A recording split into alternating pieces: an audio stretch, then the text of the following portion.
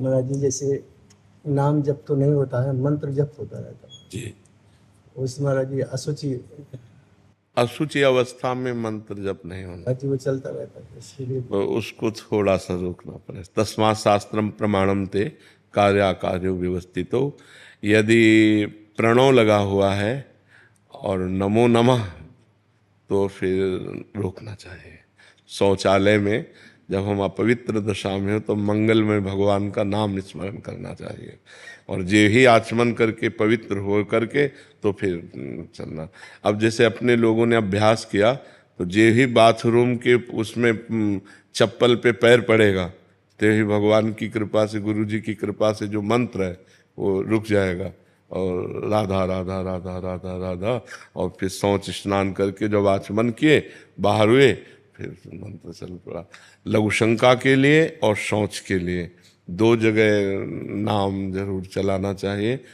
मानसिक भी नहीं करना चाहिए। मंत्र ना चल, थोड़ा देर नाम का स्वाद ले लेते, थोड़ी देर नाम का स्वाद। अपने तो जैसे दूध के ना कि खोया, बर्फी, पेड़ा, ये तो अपने साधना के भी स्वाद हैं। थोड़ी देर वाणी जी का पाठ कर लिया, रामचरितमानस है, भागवत है, ग्रंथों का पाठ कर लिया, थोड़ी देर नाम कीर्तन का, थोड़ी देर नाम जप का, अधिक समय मंत्र जप का, यही हमारी पूरी दिनचर्या है। और उसमें शास्त्र प्रमाणित दिनचर्या होने से हम ज़्यादा लाभ को प्राप्त होंगे। इसमें हमको एक बार चित्रकूट में एक संत भगवान मंदाकिनी में एक पत्थर के टुकड़े पर लेटे थे, आसपास मंदाकिनी का जल बह रहा था, तो उनको 2-3 दिन हमने देखा।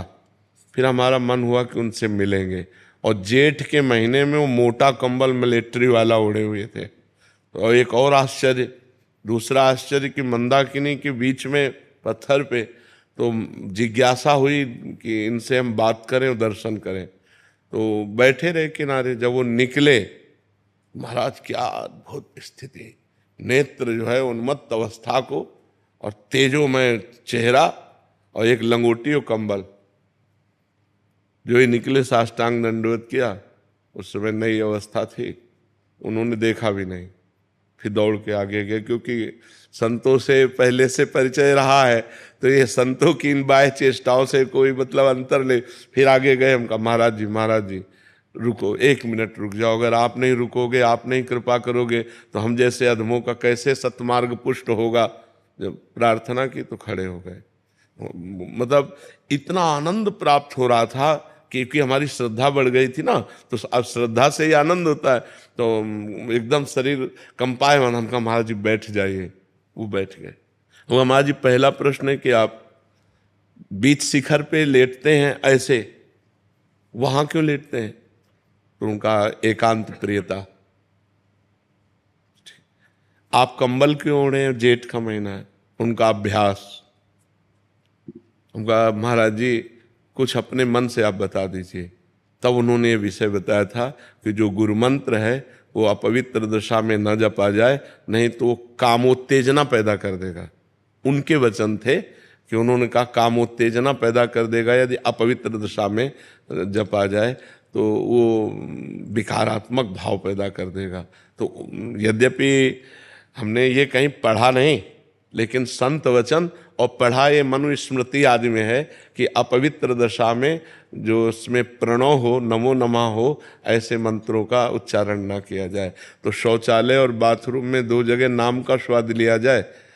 अब जैसे अभ्यास है तो वो जोर करता है, जो हमारा निरंतर का अभ्यास है वो जोर करता है, पर जहाँ स्मृति आ जाए वहीं नाम चालू कर दो।